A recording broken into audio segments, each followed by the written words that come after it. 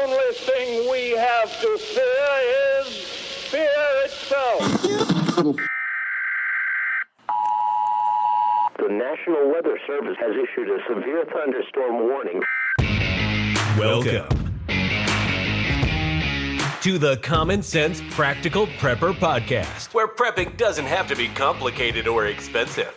Coming to you from a well-defended off-grid compound high in the mountains. Coming to you from his Florida room in Richmond, Virginia. Neither off-grid nor well-defended, unless you count his chickens and cats.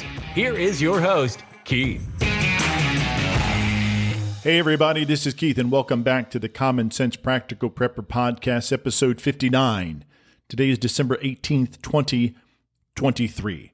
I've been wanting to record this podcast for the last 3 days, but as usual, when I get some show notes together, something else happens and I decide to delay it till the next day till I can get some more information.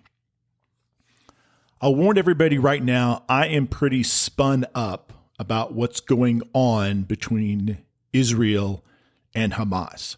There are absolutely no words to describe the barbaric actions of Hamas.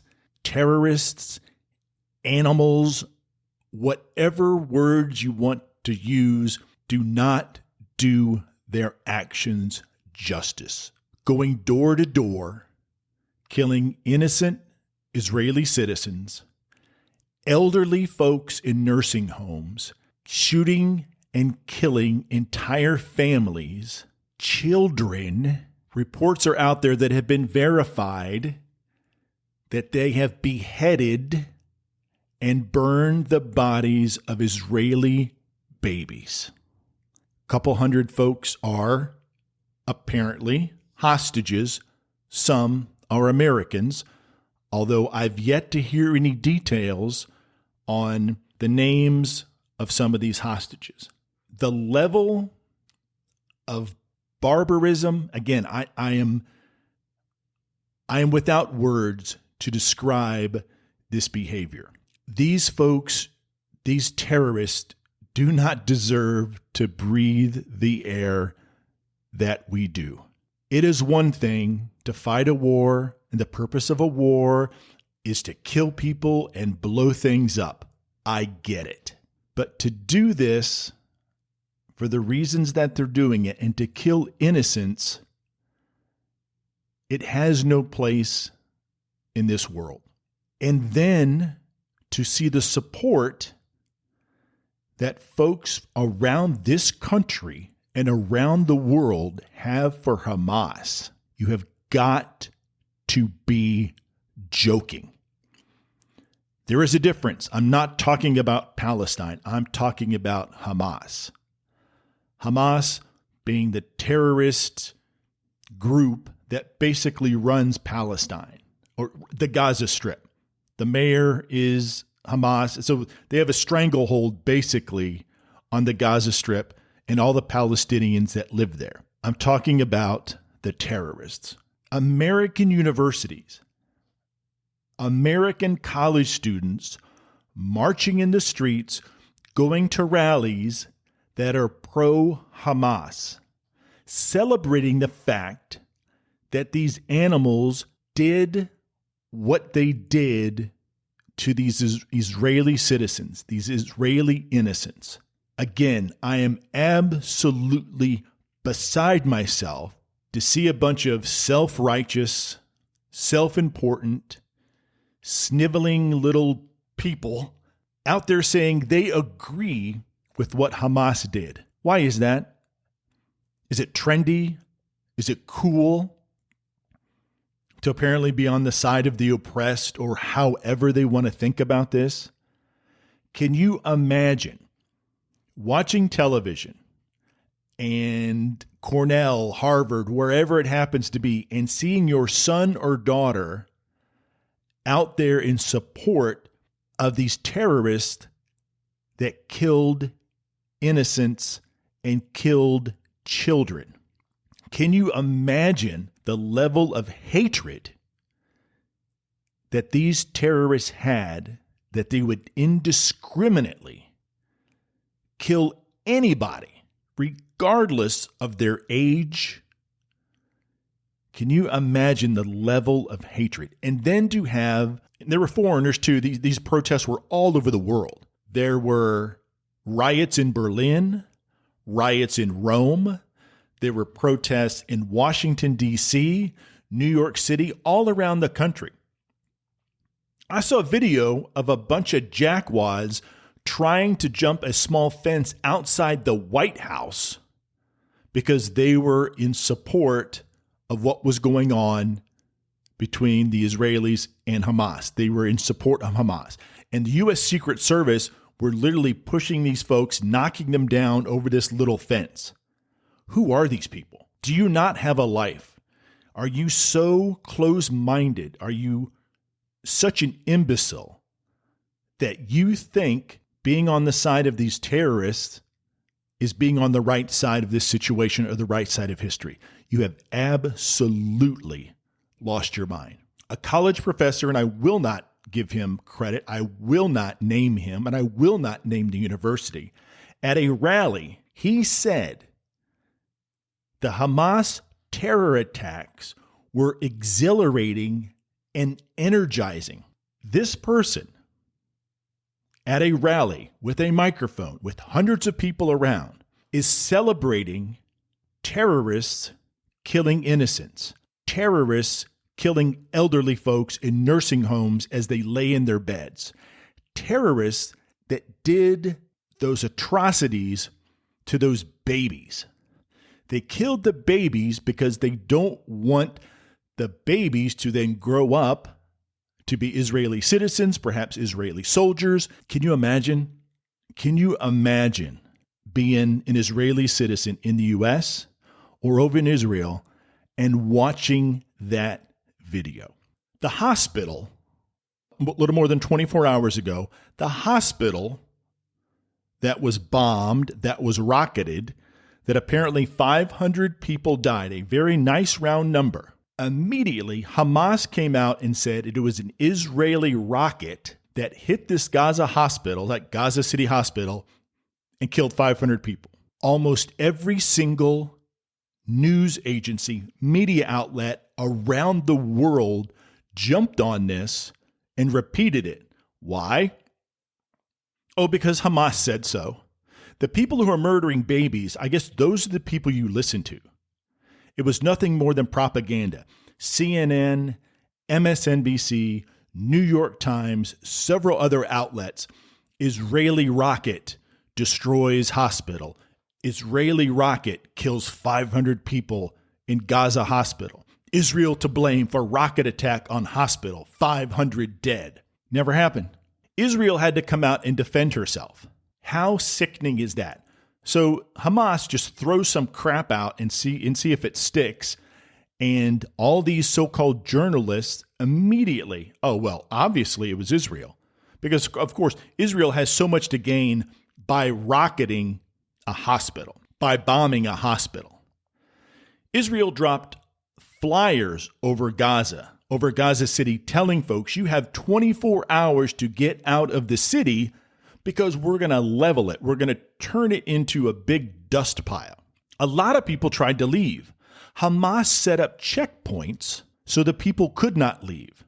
The cowardly animals were using citizens, people who lived in Gaza City for the most part, as human shields. These animals launched their rockets from hospitals, from schools, from places of worship, because there is a very good chance that Israel is not going to bomb or rocket those areas.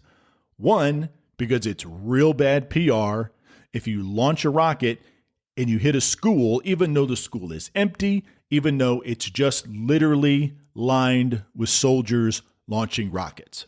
They're not going to take that chance because immediately the world press is going to jump on this. And again, even if there's nobody in the school, nobody in the mosque, nobody in the hospital, wherever it happens to be, they launch these rockets from the roof of these facilities, knowing that Israel is going to think twice before destroying it, because headline, Israeli rocket hits elementary school. It was probably empty, or maybe Hamas had people in it, and Hamas shows video of, 20 dead kids, and they blame Israel. They're the cowards for launching the rockets from behind the school or from the roof of the school. So the media globbed onto this. This is here's a similar headline, okay?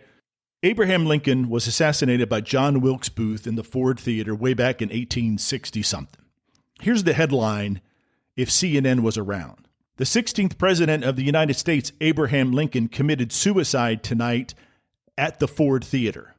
John Wilkes Booth, a patron of the theater, rendered aid to the president and was injured when he leapt from the balcony, breaking his leg in search of a doctor. That's how CNN would report John Wilkes Booth assassinating President Lincoln. If they were around, that's exactly how they would report it. World leaders will eventually pressure Israel into some sort of truce, ceasefire, whatever you want to call it. The media will do the same. The media will take whatever Hamas, because it's going to get, day 12? Coming up on, not day 10, day 12, coming up on the war. And folks are going to get really tired of it. And the media is going to pressure, world leaders are going to pressure Israel into backing off and to try to, like I said, some sort of peace agreement, some sort of ceasefire, treaty, whatever you want to call it. U.S. embassies in Beirut, U.S. embassies around the world, Israeli embassies around the world were attacked yesterday and today. The U.S. Embassy in Beirut was set on fire. This is spreading all over the world because it is allowed to. Saudi Arabia is only going to stay silent for so long. Saudi Arabia is not an ally of the United States. I'm not sure how many of you all know that. They are not our friend. They will be silent for a limited period of time before they get involved. How they get involved, there'll be a lot of rhetoric, a lot of saber rattling, but then they'll start restricting oil production and oil exports. And because we're no longer energy independent, that's going to hit us at the gas pumps. Speaking of gas pumps, 35-cent increase in gas per gallon here in Central Virginia overnight. What happened? I don't know. But it jumped between 28 and 35 cents depending on what gas station you go to. Because I got gas, it's Wednesday night. I got gas Tuesday morning. On the way to work today, I'm like, wait a minute. I didn't pay $3.49 for a gallon of gas yesterday. And as I saw the gas stations, between my house and work, 28, 30, 32 cents, up to 35-cent increase overnight. We provide billions of dollars of military aid and military hardware to Saudi Arabia. We have air bases there. They allow us to use their air bases. We have our own air bases there, and they allow us to use their airspace to fly over, like in the Gulf War. They allowed us to fly over their country to bomb Iran, Iraq, and then the whole thing with Afghanistan. This administration, in my opinion, is itching for a fight. Historically, nothing increases your popularity more than a war. Here's the difference. 9/11, the U.S. was the victim. You had the first Gulf War, Saddam Hussein, weapons of mass destruction, whatever you want to make of that, and then Afghanistan. So we were the victim. The United States is not directly the victim in the attack on Israel.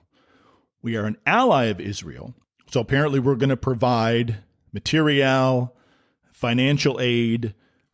We have planes landing, munitions. We're dropping it off. We have 2 carrier strike forces that are very soon be off the coast of Israel. One, I think, is, it's the Gerald R. Ford and at the Roosevelt. I can't remember. 2 carrier strike forces are going to be in the same area as well as some amphibious strike forces, which those 2 carrier strike forces together, I don't think that's been seen in quite some time. I mean, literally within very close proximity of each other. I don't know if that's going to be a deterrent. Iran has said that if Israel retaliates against Hezbollah, which is in Lebanon, they're going to get involved. Well, Hezbollah in the Israeli army, the IDF, they've been trading rockets and artillery for the last 2 or 3 days, and Iran has not got directly involved. Remember, the administration unfroze $6 billion just a few weeks ago, and now they're saying they refroze it. It's only for humanitarian aid. That's the biggest crock I've ever heard. Speaking of money, isn't it weird how we're not talking about Ukraine and Russia? Isn't it weird that you can go to YouTube or watch the news, and in a 30-minute newscast or a 5-minute YouTube video, you can see more battlefield footage of the Hamas-Israeli war in 5 minutes than we've seen in a year and a half, coming up on 2 years out of Ukraine. I'm sure Zelensky is in his corner sucking his thumb and pouting because people aren't flocking to see him. Movie stars, recording artists aren't flocking to see him, to shake his hand, to get a photo op, and handing him a big check. I'm sure he's upset that he's no longer the center of attention. But it's weird how that's kind of on the back burner, but now potentially we're going to get in a kinetic and a shooting war in the Middle East. In my opinion, Hamas will strike here in the United States. It is just a matter of time. Why wouldn't they? Where? I have absolutely no idea.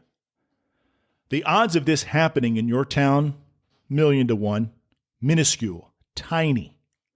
But that doesn't mean that you should not be vigilant. That does not mean that you should be very keen and focus on your situational awareness, because I'm sure all those people who live near the Gaza Strip, 5, 10, 15 miles from the Gaza Strip, I'm sure the last thing they thought, and granted, Israel and Hamas don't get along. There's fencing, there's a wall, there's all sorts of trenches. There's like a DMZ between Israel and Palestine. The people who live very close to that wall or that border, I'm sure that's the last thing they thought of on, I believe was it the 7th, October 7th? I'm sure that was the last thing they thought of that early Saturday morning, was a bunch of terrorists were going to drive into their town, kick down their door, walk into the middle of the street, and start gunning people down as they drove down the street. They're in their work. They're in their kitchen having breakfast. I'm sure that's the last thing they thought was going to happen, and they live 10 or 15 miles from a group of people that would absolutely take delight in killing them at a moment's notice and not think twice about it. If they thought that was the last thing in the world that was going to happen, what do you think John Q. Citizen in Des Moines, Iowa thinks? It'll never happen here. Well, like I said last time, if it could happen in Israel, it could happen in our town. If there's protests that turn violent in D.C., it could turn violent in your town, your city. It makes no difference. Obviously, the larger the city, the more people, the more likely there's going to be a protest that will potentially turn violent. I have always said it's never too late to prepare, but I may have to reevaluate that. I don't have any inside information. I don't know if there's going to be a terrorist attack tomorrow, next week, next month, but it's going to happen. There's no reason why it shouldn't happen. There's no reason why it's not going to happen. Millions and millions of people have crossed the border from Mexico into the United States, and not all of them are from Central America. Not all of them are Mexican. Not all of them are Hispanic. There are Chinese. There are Middle Eastern. There are all sorts of people. Last podcast, I talked about they were trying to get a number of terrorists that are on the terrorist watch list that have crossed into the United States. The only information you can get is the number of terrorists on the terrorist watch list that they've stopped, because they're not going to tell you if they stopped 100, 22 got through. They're not going to tell you if they stopped 200 and sent them back to wherever, or they're still being detained. They're not going to tell you about the 75 that got away. So to think that terrorists are not already in this country, you're really kidding yourself and you're being way too naive. So what does World War III look like for us? I don't know. But it's not going to be like the Gulf War I and II. It's not going to be like we went after Saddam Hussein and the weapons of mass destruction. It's not going to be like Afghanistan, where we're sending our soldiers, our men and women in uniform, 3/4 away around the globe to fight a battle to be in a country we shouldn't even be in. North Korea doesn't like us. China doesn't like us. Russia doesn't like us. Not many people in the Middle East really like us. We can't fight a war in the Middle East and a war with China if they decide to, skip across the ocean a few miles and take on Taiwan.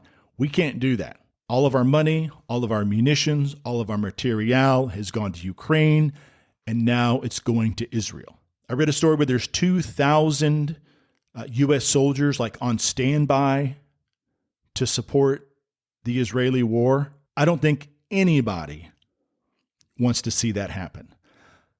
I don't think anybody wants to see any more Americans killed in wars that we have no business being directly involved in. So if there's World War III, I have no idea how it's going to play out.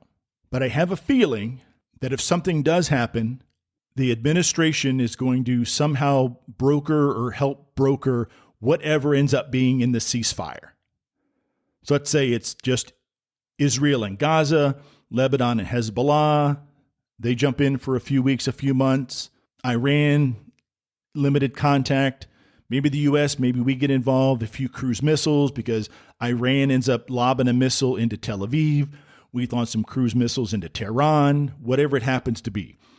I have a feeling that the current administration is going to use this to their advantage. And sometime in spring or summer of 24, miraculously, this administration is going to be the entity that forges this peace, some sort of alliance.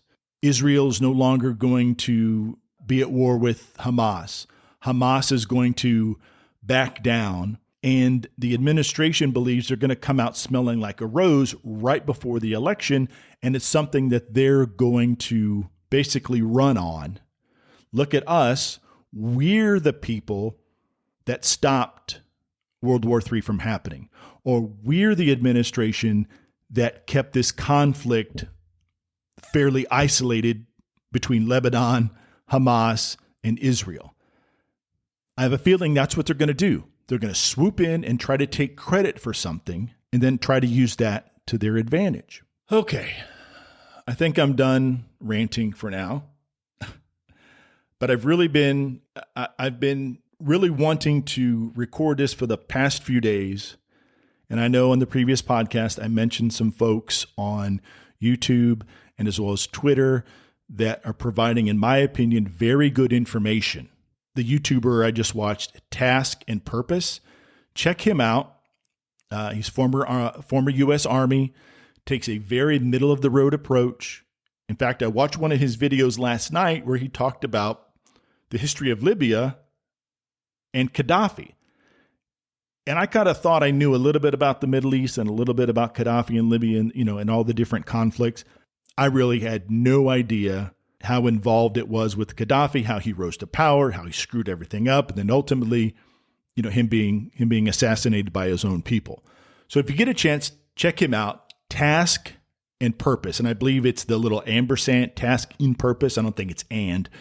And of course, I mentioned a couple of people on Twitter that are providing, in my opinion, some very good information. Sometimes they get it wrong, or it's not exactly how they tweeted it, but they come right back and they correct what they've said because they've received additional information, or they will say that this was posted in error. We apologize. This is the correct information, because they're getting this information from all over the world, from several different sources, and it's going to differ a little bit depending on who you listen to. But I think they have a very good grasp of the information that they're bringing in before they put it out. So they've been doing an excellent job. Okay, folks, thanks again for stopping by and listening to me rant for the last 25 or so minutes. But I really think this is important. I've never been a doom and gloom guy. You can go to YouTube. You can find all the doom and gloom, we're all going to die tomorrow podcast. If that's your thing, just knock yourself out. I'm somebody who likes to gather as much information as I can. I pay attention to world events. I've always been a current event, world event junkie because it all goes back to situational awareness. It all goes back to having an idea, a rough idea. You don't have to be a policy expert, some geopolitical expert on world happenings, but you don't need to stick your head in the sand either. There's a happy medium there. If you want to walk around and be totally oblivious to everything, then that's on you. But I choose not to be that. I'm not, Chicken Little, but I see what's going on. I've been around this world a while, and I have a good idea of how this is going to play out. And it's not going to be good. It's already an absolute disaster. But folks, thanks again for stopping in and listening. This has been episode 59 of the Common Sense Practical Prepper podcast. Again, today is December 18th, 2023. Everybody knows how I close my podcast. And if there is ever a time, please be safe out there. Take care of one another. And until next time. Thanks for listening to the Common Sense Practical Prepper podcast. Be sure to subscribe so you don't miss an episode. While you're at it, help spread the word by leaving a rating and review.